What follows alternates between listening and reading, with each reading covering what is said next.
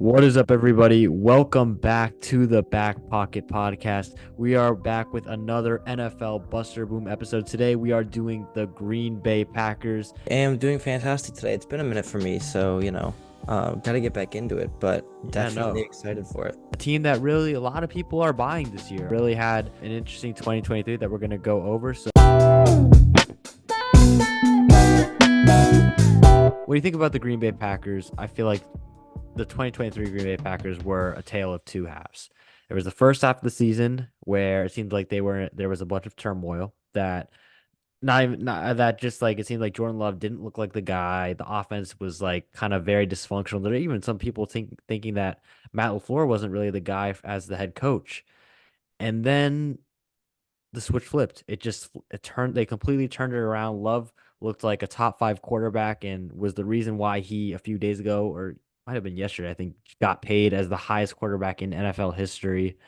And the Packers made the playoffs and now look like they have one of the brightest futures in the NFL. So really, I think that's how you introduce the Green Bay Packers. They are definitely one of they definitely really turned it around. Yeah, they just turned it around in 2023.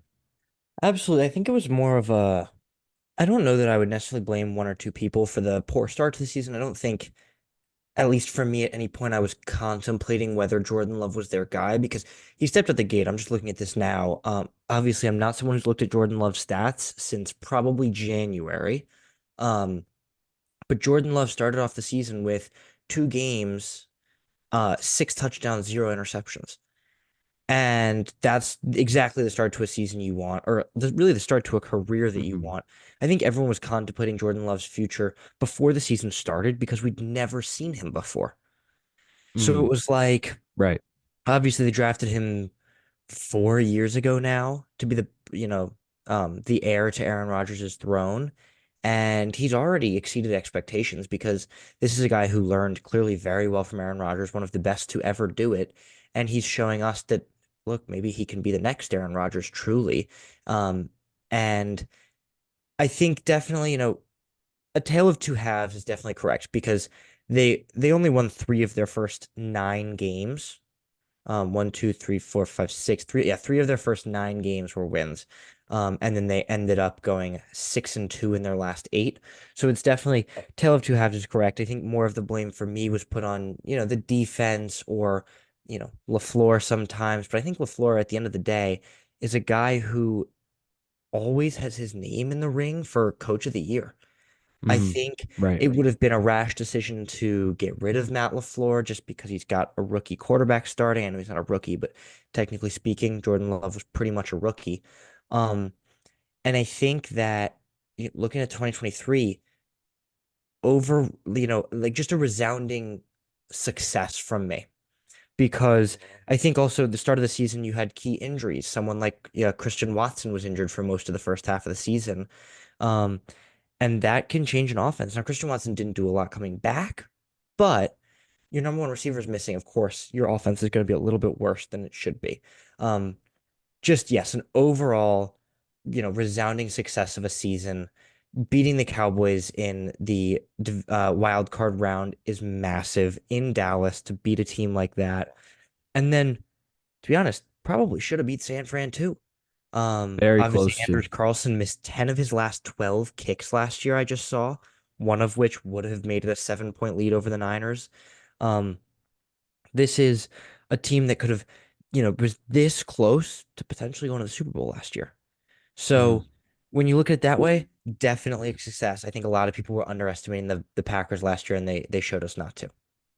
Yeah, no, definitely.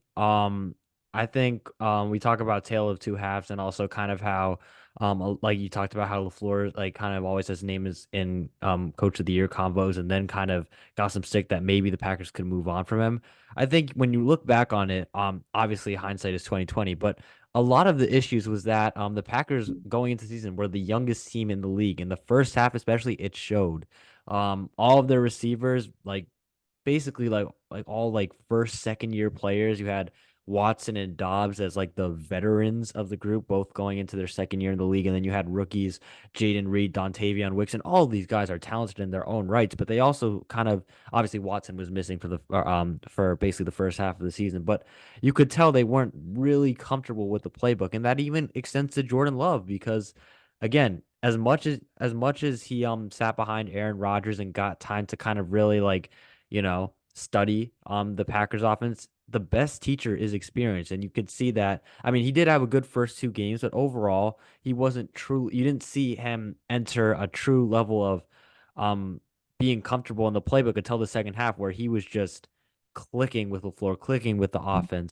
And it showed. And I think the first game, a game that I remember pretty well, um, the game where I really was like, oh no, this guy might be a dude in the league was the Lions game on Thanksgiving, where the Lions were coming in. They were one of the best teams in the NFC. They were serious contenders, and the Packers were just, they were, again, people were thinking they could be ending up with a high draft pick, and who knows what you do with that pick with the quarterback class that we had this year. And then Jordan Love goes into Detroit on Thanksgiving 22 for 32, 268 yards, three touchdowns.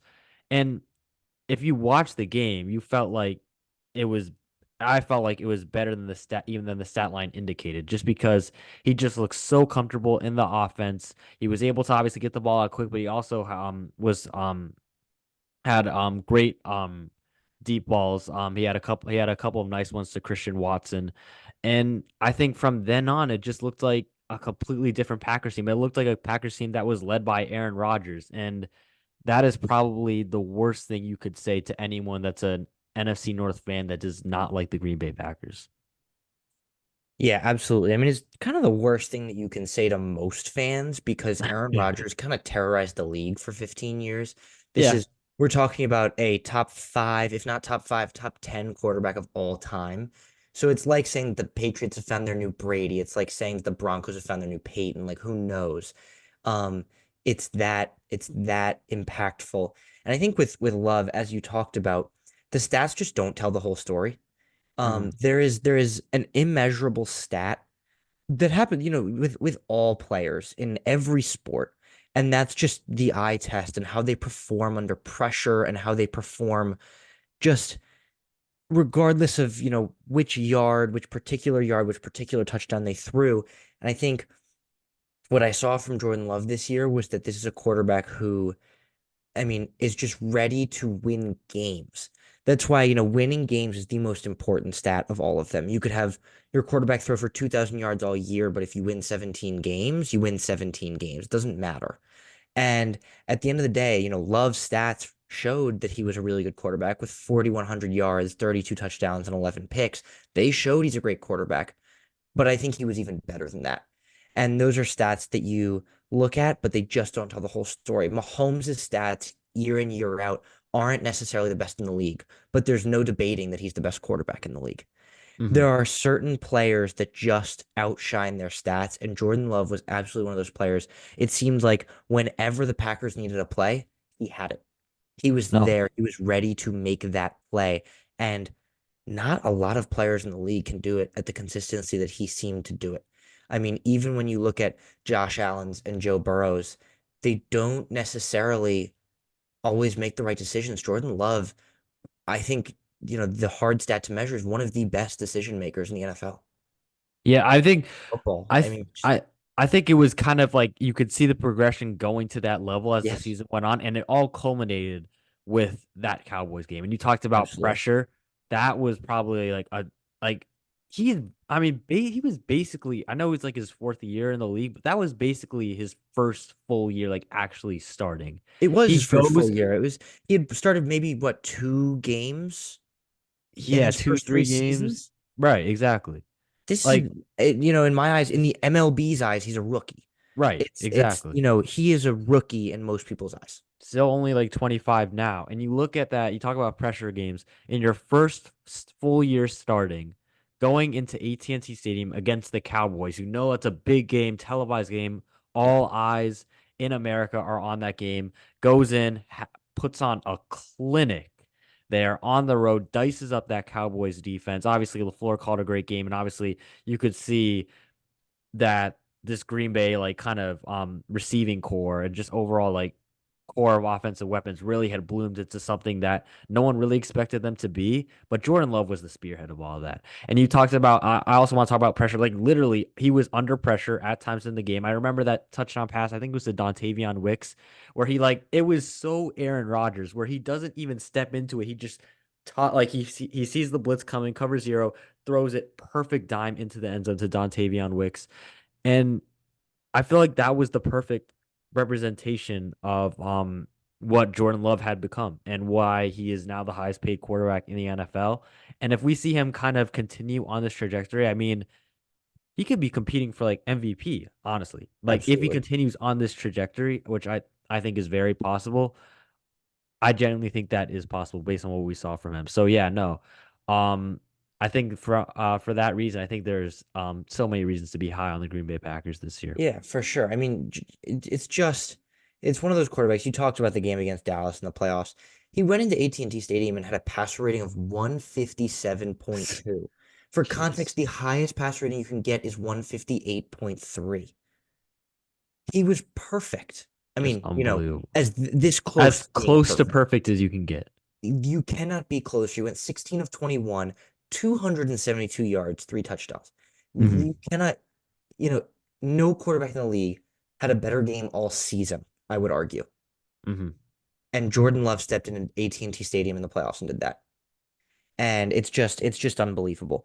But, you said it, there's a lot to be excited about in this Packers team. A lot of it comes from Jordan Love, and then a lot of it comes elsewhere. So just signed possibly, arguably, the best running back in the NFL. Probably not the best running back in the NFL. Probably number two Hmm. in a lot of people's Up eyes there. in Josh Jacobs. And last season, they had a good rushing attack. They had Aaron Jones and AJ Dillon, Yeah, who losing Aaron Jones hurts for me. I who mean, who who he's another split one who's carries. arguably top five running back in my Look, opinion. I like Aaron Jones, but at the same time, Jones and Dillon split carries. Both had Dillon actually had a few more carries, but both of them were above 600 rushing yards last year. So the totals to around 1,200, 1,300 rushing yards between the two of them. Josh Jacobs can cover all of that. Hmm. So while losing Aaron Jones, I agree with you, it's not great. When you bring in someone like Josh Jacobs, you also can't afford to pay Aaron Jones anymore because, yeah, and don't get me wrong, I like Aaron Jones. There's only one right decision when you're picking between Aaron Jones and Josh Jacobs. There is one right decision. Josh Jacobs was the leading rusher in the NFL 2 seasons ago. Last season was god awful because he played for one of the worst teams in the NFL with probably the worst offensive line in the NFL in Vegas. And now he comes into this Packers team that is rebuilding their offensive line. I know it was not great last year, but it looks to be, correct me if I'm wrong, a lot better this year. Right. Um, Bringing in someone like Josh Jacobs adds a different dynamic to this offense. They did not have a running back that they could depend on in the ground game because Aaron Mm, Jones only played 11 games last year. yeah, health wise, I agree. I agree. Only played 11 games, and AJ Dillon only averaged around 3 yards per carry. Yeah. Meanwhile, Josh Jacobs is a guy who 2 seasons ago, I don't know exactly what he averaged, but ran for around 1,700 yards. Yeah, So no. there's no, I mean, this is one of the biggest upgrades I think that they could have made that was reasonable. And I think it fits their team perfectly. A rebuilding offensive line, you add into ground attacks, so you don't have to count on the passing game as much as you do.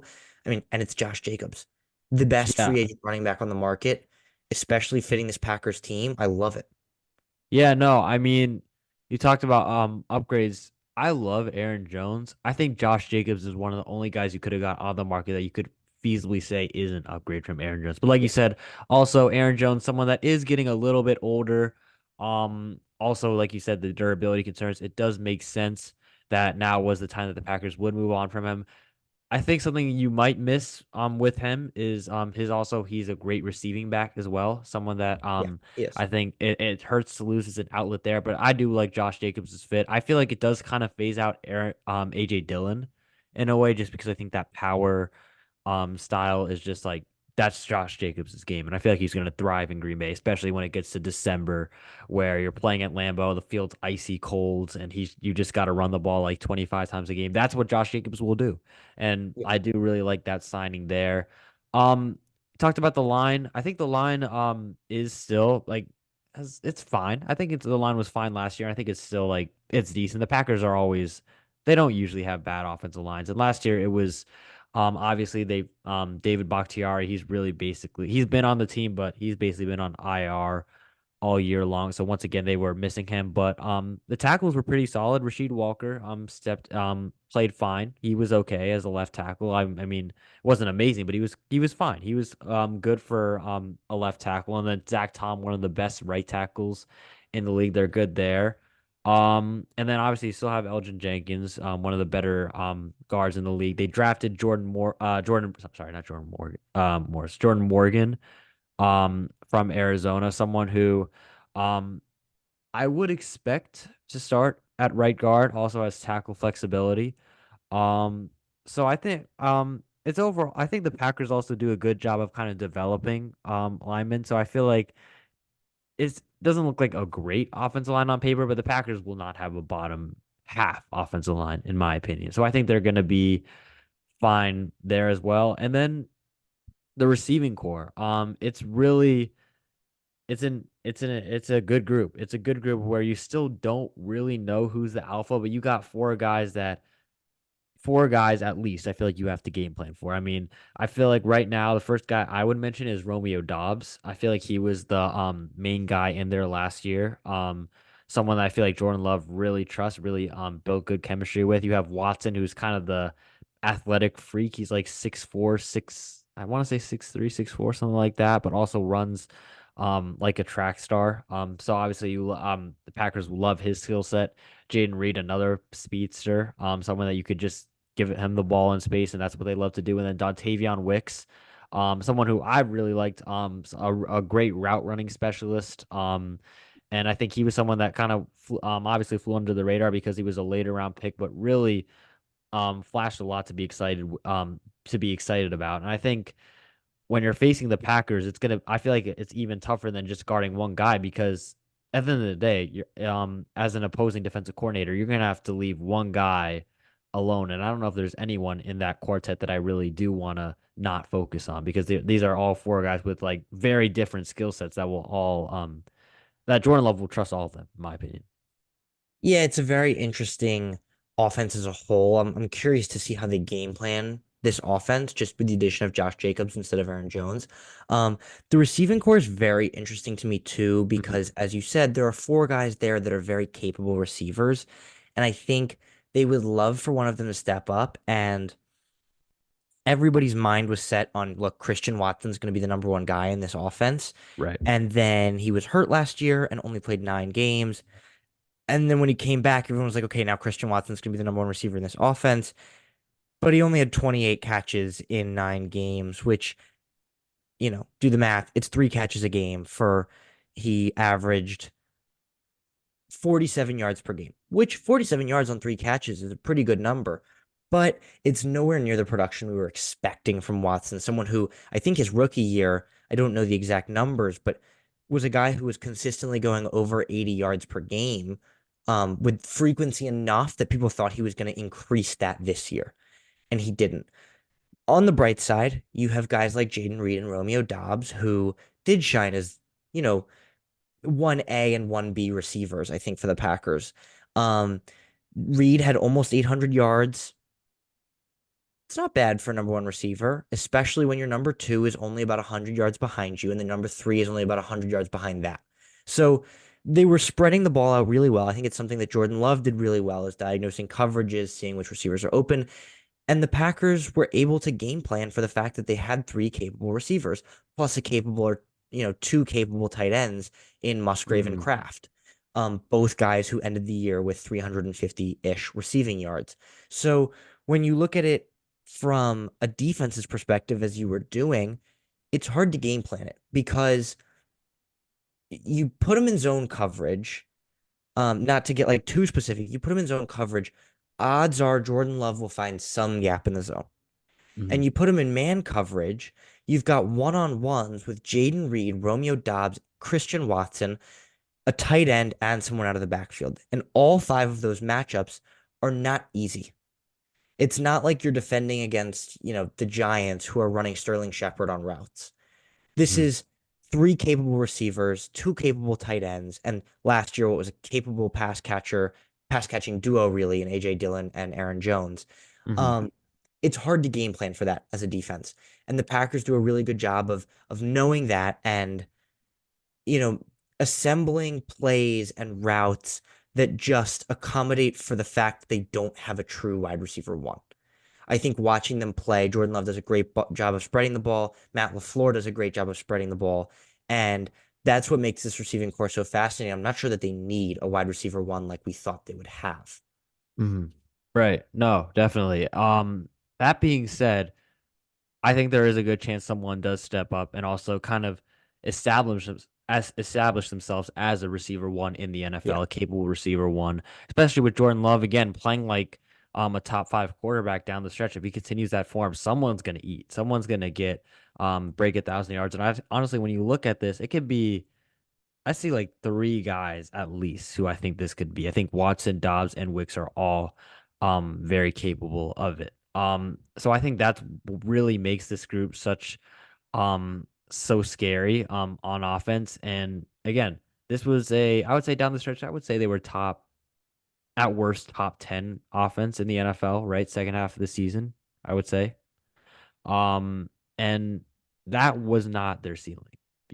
That was not their ceiling. Again, they're still very young.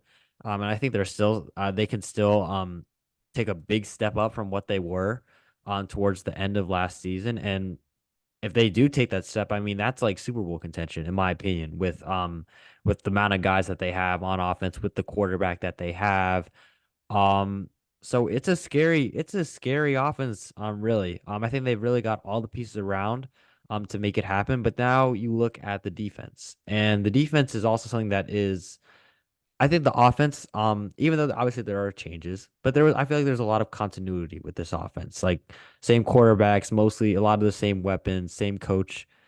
Defense is a lot of change, in my opinion, and it needed to be made because, um, it was a group that I mean they stepped up in the playoffs.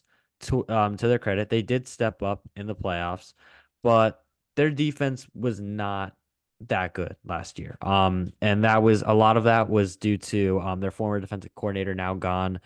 Um, Joe Barry, right? Yeah, Joe Barry. Who really kind of I felt like he was someone that his coverages were very vanilla, and I feel like a lot of um offenses were able to kind of figure it out. Even the Panthers, who like were one of the worst offenses in the NFL, they had their best game against the Green Bay Packers. And that was for a reason. I think even though they did go to the divisional round, credit to the Packers, they realized that this defense isn't sustainable, and we don't want it to be like the Aaron Rodgers era where a bad defense holds us back from going to the Super Bowl. And they made a change. They got in not a really well known name. Jeff Hafley, is the head Yep. coach of Boston College, but he comes in, becomes the new defensive coordinator, and I think it was a necessary change, in my opinion. Yeah, I would agree with you. I think everything I've heard is that he's switching the defense entirely. I think the Packers were a 3-4 unit last year. They'll be a 4-3 this year. Um, and I think the most genius thing they did was bring in Xavier McKinney. Hmm. That might be a little bit of my Giants bias, but I don't think there's much bias in that at all. I think Xavier McKinney is a premier safety in the NFL. Absolutely deserving of all the money he got. And I'll cry about it all I want because I loved McKinney. He was a great Giant, but he is the perfect player for weak secondaries because he is one of the most capable safeties I've watched play when playing alone. Xavier McKinney is brilliant at being the one high safety in cover one looks, even in cover three looks when he is alone as the only safety on the field. McKinney is brilliant. The Giants, a lot of the time, used him that way last year and in his whole career because they've had guys next to him like Jason Pinnock or Jabril Peppers who were Hmm. a lot more, crash the box, cover the tight end, give you support in the middle of the field. And McKinney alone up top has been just unbelievable for the Giants over the last few years. This is a guy who is a ball hawking safety, had 3 interceptions last year. Um, and then, I mean, I just think that's a brilliant move. And to go alongside of that, they've got, when healthy, probably a top three corner in the NFL in Jair Alexander. Hmm. So looking at the Packers defensive unit, they have names: Rashawn Gary, Kenny Clark, Quay Walker, who was outstanding last year. Can they put it all together is the question. Yeah. Can they put it together? That's why they brought in a new defensive coordinator. They have names, they don't have a system. They don't have something that puts their best players, best talents at use. And I think that's exactly what they need. And look, they can hope that Halfley's that guy.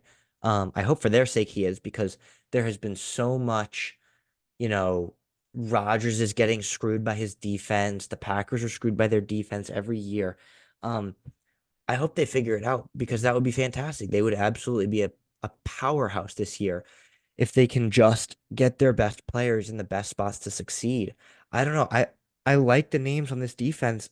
Let's just see how it goes. I think this is going to be a very it could be a fantastic unit this year. It could be pretty bad, because also if Jair Alexander's not healthy, then at corner they're very, very shallow. The next player that Hmm. steps up is probably Corey Ballantyne. Um, is Yeah, I that a would say name so. that anybody knows? Like, not really. It's not a good corner. And already Eric Stokes is not my favorite of corners. Eric Stokes is a very, look, he's a fine outside corner, but it's a guy who definitely could use improvement.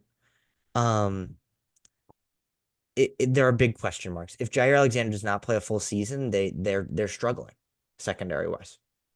Right.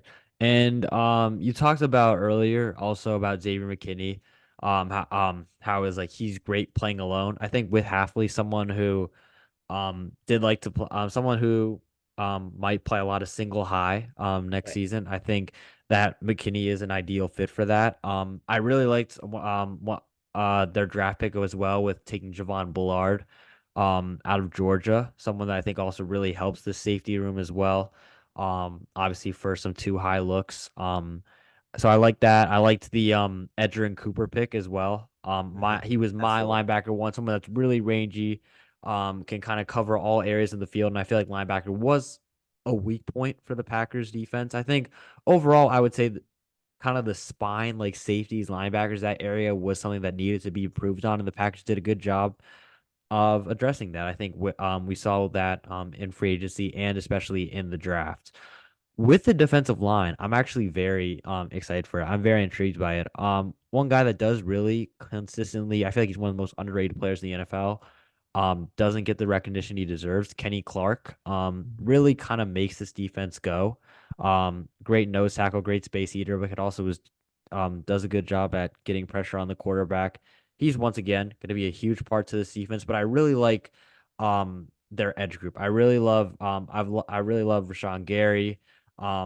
He's been a guy for a few years. Obviously had the torn ACL, but he came back midway through last year. I believe it was on Thanksgiving against the Lions, and he had an impact on this defense. You got Preston Smith, who's still there, Lucas Van Ness, their first round pick, someone who I think really has a lot of potential as well to be a guy. I think they've got a deep defensive line. Particularly at red edge rusher, I will say they have a deep um defensive line. And I think that is something that if you're winning in games, like we would expect the Packers offense to have their team in the lead a lot of the time.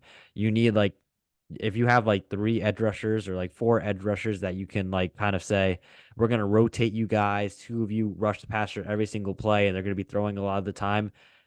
It's gonna be tough to stop that. That's gonna be something that's gonna be very difficult to game plan for, especially if you know the opposing team is going to throw the ball. So that's something I really like um, about the Packers defense, their defensive line. I think that is something that really will be a lot better than people are expecting. Corner is still a concern. I agree with you. Carrington Valentine, Corey Ballantyne, both those guys are probably one of those guys is probably going to start, which I mean, Carrington Valentine he was serviceable, to be fair to him. He was serviceable as a corner. I mean, he's not a big name, but he was serviceable for them when he It's just not played. a championship aspiring corner. It's I just, agree. I agree. And I think Eric Stokes is someone who I like, but he's also been injured so long so that you don't really know if he's going to see the field. Obviously, yeah. Jair's Jair. So, but opposite him and in in the nickel spot as well is absolutely a concern. But I think that's where again the safety, this hopefully for the Packers, much improved safety room really is going to have to do a lot of its work because we've seen last year where the Baltimore Ravens they didn't have the greatest cornerback room. I mean they had Marlon Humphrey who was solid, they had Brandon Stevens who was solid, but they weren't elite corners. They mainly relied on their safeties to kind of just blanket anyone that tried to go deep. And I think that's really obviously Xavier McKinney isn't Kyle Hamilton necessarily, but he's a great safety. And I think I think the Packers really might try and lean on these safeties to kind of spearhead this defense along with obviously that potent pass rush. So I think it is something that definitely is going to have to be. I think it's going to be an X factor for how good the Packers defense performs Yeah. this I mean, it's an extremely interesting topic, this Packers defense to me, because I'm going to read something to you. year. And like this th- um, Packers management, the GMs, whoever the GM has been, whoever the coaches have been, it's been LaFleur recently, and I don't know who the GM is, but I'm pretty sure it's been the same guy for the last however long. Um, they focus on the defense. They really do spend a lot of time looking at the defense, and that is, um, they drafted Devontae Wyatt in the first round in 2022. They Mhm. drafted Kenny Clark in the first round of 2016. They drafted Rashawn Gary in the first round of 2019. They drafted Lucas Van Ness in the first round of 2023. Preston Smith was a former second round pick drafted by Washington. Quay Walker, first round pick in 2022. Jair Alexander, first round pick in 2018. Eric Stokes, first round pick 2021. Xavier McKinney is a Giants second round pick. Javon Bullard is a second round pick from this year. Edrin Mhm. Cooper is also a second round pick from this year. Quay Walker is a first round pick from 2022. That's all their defenders that are important in this team. Mhm. I mean, it's really not all their defenders that are important in this team, it's all their defenders, Mhm. either first or second round picks over the last 8 years or so. They spend a lot of time, a lot of money, a lot of resources on these players. They just, I said it earlier, they have not had the coordinator to put it together. And I don't know what the problem is because clearly some very, very talented players. And I don't know why they haven't put it together yet. But, you know, again, I hope they do. Again, depth is going to be a little bit more of an issue at linebacker, at corner, even at defensive line. The edge rushers, I think they're, 3 or 4 deep, but still depth defensively is a little bit of a problem, and it's an injury-prone defense with Rashawn Gary and even McKinney and Eric Stokes and Jair Alexander. It is injury prone. We'll see what happens, but I'm Yeah. excited to see. No, I And agree. I mean, yeah, I don't know if you have more to say on the defense, but I, go ahead if you do. Yeah, I mean, like statistically, if you look at it, they actually were an average defense. And you talk about all those first round picks and the amount of resources they've invested into making a great defense. And it makes sense because this is a very talented group, Yeah, but there was clearly an underperformance. And there were clearly moments where it's like, right. how can this defense that is so talented not get a stop? And that's why they had to make the coaching change. That's why they also had to kind of reinvest in a few positions. And I think this is like um a very I think on paper this looks like a very good defense. I know there are, like I said, cornerback is an issue, but I really like how they've tried to fix safety. I really like how they've tried to fix linebacker with Edrin Cooper, another guy that they got Tyron Hopper later in the draft, someone that I kind of liked as well. Um I think they've gone about this the right way, and they've really kind of like I said they invested both their second round picks in this defense. They've invested they they drafted two more safeties after Bullard. Um I feel like they've kind of covered all their bases in that aspect, and I would expect this defense to still. I would be surprised if it's a bad defense. Agreed. I would expect it to be maybe not top 10, but like kind of skirting outside that, like maybe like 11 to 13 range. Like they're a good defense. I think so.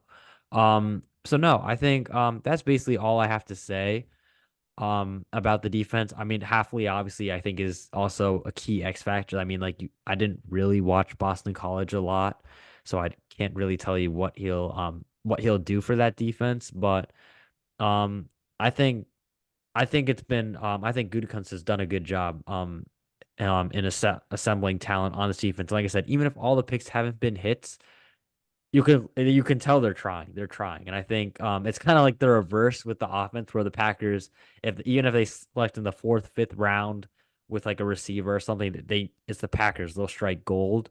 But with defense, it's like you got to keep on investing before you get a hit because it's just so they're not as good as evaluating players on that side of the ball. But Yeah, I mean, it is a talented group. I know I'm kind of contradicting myself, yeah. but obviously there have been a few flops for them. So that is something that also, like, even if it is a talented group, they haven't gotten the most out of that talent. Um and that obviously is for a multitude of reasons, but I do think it is a good group.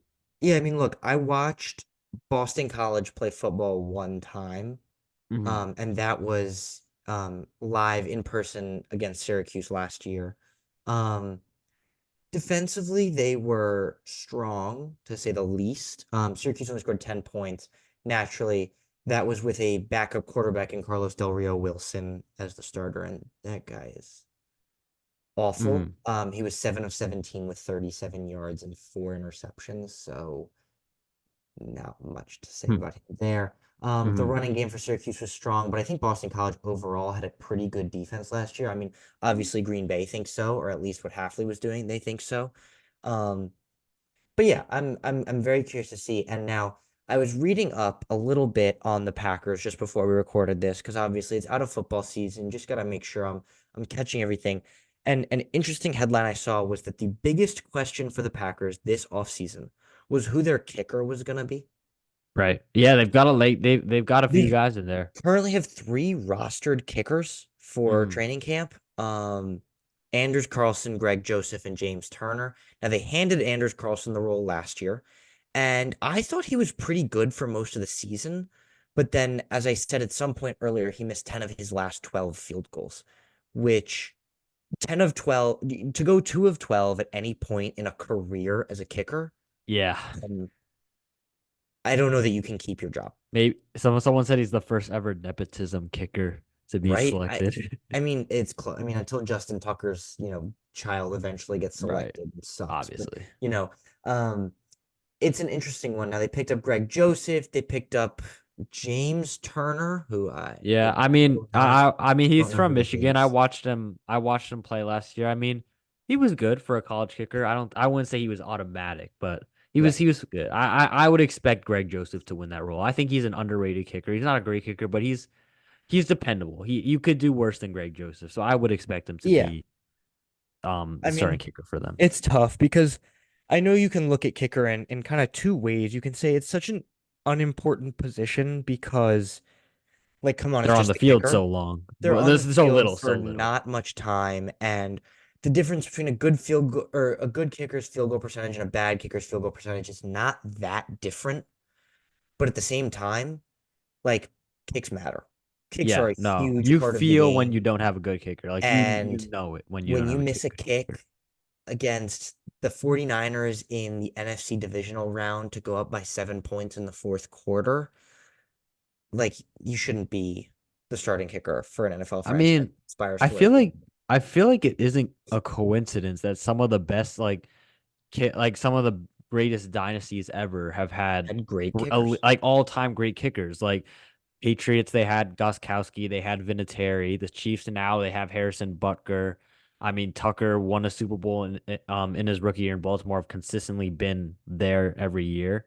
There's The a headline for Giants kickers. Super Bowl wins were about kickers. Yep, yep. We're looking at huge kicks made in both the divisional round and the conference championship. So yeah, kickers are like good kickers tend to win championships. Mhm. Not always. It's not a perfect correlation. You've got good kickers who haven't won rings, and you've got teams that won rings without great kickers. But when a team wins a Super Bowl, their kicker made clutch kicks along the way. Right. And if you're gonna have a kicker Absolutely. go 2 for 12 down the stretch, you're not gonna win a championship. Mhm. You're not going to unless you're blowing teams out. And nobody gets to the Super Bowl by blowing everybody out. It doesn't Mhm. happen. Anders Carlson, look, maybe he figured something out over the preseason, but I mean, the Cowboys got rid of Brett Mayer after he missed what 4 extra points in a row in a playoff game that they Yeah. were winning by They got 40 Brandon points. Aubrey, one of the And best Brandon kickers Aubrey in the is the league. best kicker in the NFL right now, Mhm. probably. Hmm. But yeah, they got rid of Mayer because in an unimportant moment, he missed an extra point. Basically, is what happened. He missed 4 extra points in a row, Hmm. but they were winning by 4 touchdowns.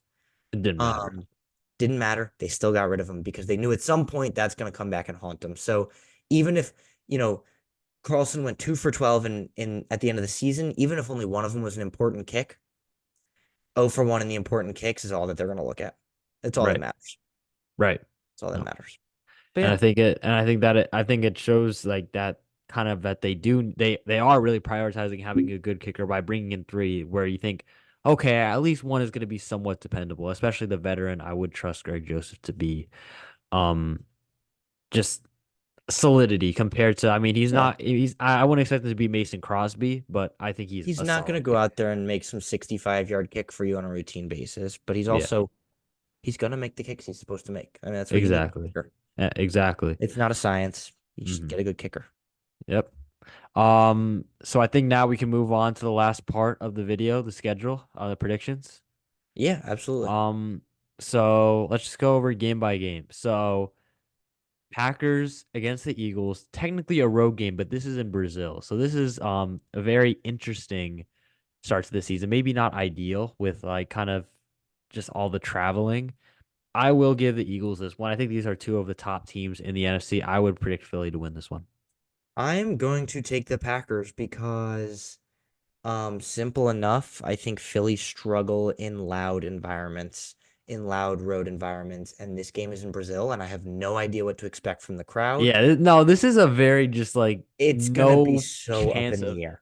yeah, you You don't know just what you're don't gonna know get. what's gonna happen because it's two powerhouses going at it, and I just think with a weird crowd or a different crowd than we're used to, I'd take the Packers. I don't know. Right. Hmm. Second game, at home against Indy. Very trap game like, but if they lose this game, I think they'll win the second. They beat the Colts. Yeah, I have to take them to beat the Colts because look, we're record predicting so far in advance. Um, it's hard to not take the Packers in this. Right. I agree. Week 3 on the road against Tennessee. Again, very I do like the Titans. I do like the Titans a lot this year. you know what? I'm gonna say upset. I'm gonna say Titans win that. I'm gonna say Titans win that. I'm going to stick with the theme and take the Packers. I don't think the Titans should pose much of a threat to anybody above their level. I offensively, they don't scare me at all. I mean, they got weapons. It all depends on Will Levis, I Yes. think. Week 4 against the Minnesota Vikings at home. I think they win this. I trust them against rookie JJ McCarthy or Sam Darnold, who I do like, but Yeah, I'm I'll say with the you. Packers. 4 weeks into the season, whether it's McCarthy or Darnold, I do like the Vikings this year, Hmm. but I think at Lambeau, I like the Packers a little bit more. Hmm. Week 5 now, against the Los Angeles Rams at SoFi. So basically a home game again. I'm gonna give you the Packers for this one. I think the Yeah. Packers go on the road and beat the Rams. I ooh, it's a tough one. I like the Rams again this year. Give me the Rams. The Rams are very good at attacking weak secondaries with guys like Puka, Nakua, and Cooper Cup. I'll take the Rams Hmm. in this one. First loss of the Hmm. season for the Packers. See that. Um, Now you have week. I don't know what week, but now next game against the Arizona Cardinals, at home. Yeah, give me the Packers. I think that I like what the Cardinals have done this offseason, but the Packers are. I feel like that offense is too much for that for like kind of a developing Cardinals defense. Again, I think just hard to take the Cardinals in this one. 6 weeks into the season, we might have a different conversation if the Packers don't look that good and the Cardinals do. But as of right now, it would be really hard for me to pick the Cardinals. Mhm. So yeah, Packers. Yeah. Now at home against the Texans, two young, exciting quarterbacks, two young, exciting cores. I'm gonna take the Packers again. I say the Packers win. They improve to 5-2. Um, I'm gonna side with you on this one. I think Houston's gonna be very good this year, but Jordan Love has one of the biggest advantages of any quarterback in the league, and that's Lambeau. It's hard to go to Lambeau in the middle of October, late October, and win games there. So I'll take the Packers. Hmm. Now you have on the road against Jacksonville, the Jaguars. You know what? I'm gonna stick with the theme. I think the Packers now gonna win 5 in a row. Give me them against the Jags. Yeah, with you. I don't think the Jaguars, despite their quarterback making as much money as Jordan Love, I do not think that the Jaguars are as good as the Packers. So I'll take the Packers again. I do think the winning streak eventually ends in the next week, home against the Lions. I think the Lions' offensive line is just going to punch them in the mouth. Not that I think the Lions are a significantly better team than the Packers, but this just kind of feels like a little wake-up call in the middle of the season. Give me Detroit in this one. I'm with you. I like the wake up call. Week 9, I have them 7-1 through 8 weeks. They can lose a game against the Lions Hmm. And then they go to Chicago to play the after a bye Bears week. After a after bye a week. bye week. After a bye week. So this would be Week week 11. 11. Week 11 against the Bears. Bears are a tough team to read. You don't know what you're gonna get from them. So this is a very tough prediction. I'm gonna play it safe. I'm gonna say the Packers are a better team than the Bears at this point, like by a decent margin. So give me Green Bay in this one. Yeah, with you. I think people are. Look, this is a tough Bears team to predict. You said it. I think people are massively overrating the Bears right now. There is a lot of potential in that team, but we're talking right now. I don't think the Bears are as good as the Packers straight up. I take Love over Caleb. I take the Packers over the Bears, even in Chicago. Right. I agree. Now week 12 against the Niners, I will have them winning again, getting revenge for that divisional round loss, this time at home in Green Bay. Tough environment for a California team, but beyond that, I don't. I know the Niners did go to the Super Bowl last year. I don't really love their what they've done this offseason. I'm not a huge fan of it. I don't think that um that D line is as strong as it has been in previous years. I don't think this. I think Drake Greenlaw might still be out to this point, which is a concern for that defense. That sucks so Secondary. much. I know that's secondary also. I mean, it's a good secondary, but it's not a great secondary. So I don't think their defense will be as good as it was in previous years. And I think the Packers have the offense to really kind of take it to them, especially now it's going to be around Thanksgiving. This might be the time where they might be able to just run the ball at will. So yeah, I'm gonna say Packers win this one. I'm going to say the Niners win this one. And it's Hmm. interesting. I'm going to go for a slightly different storyline than you. You say they're going to get revenge for the playoff loss last year. I'm going to say they lose again. And like this is like truly the fuel they need that pushes them to, like I'm going to say it now, go to the Super Bowl. I think Hmm. this is the team that, for me, is maybe not going to go to the Super Bowl, maybe not the favorites to go to the Super Bowl, but I think come playoff time, that's when they'll take their revenge. That's when they will get the Niners back. They'll take on the Niners in probably the divisional round, maybe the conference, championship. Hmm. And that's when they'll beat the Niners. But I'm going to say a loss for now. I think San Fran is going to be a better regular season team than the Packers. I think they will end up with a higher seed probably in the rankings. So they're looking at this, the Packers schedule is not that tough. No, I So know. That's what I'm saying. I which was is like very. crazy because I mean, I'm the like I like the Packers, Packers, but I wasn't expecting them to have them 8-3 to this point right? in Neither was regular I. I season. don't think, which is surprising to me because Detroit was the one of the best teams in the league last year, and Green Bay was Hmm. fine, and Minnesota was pretty good.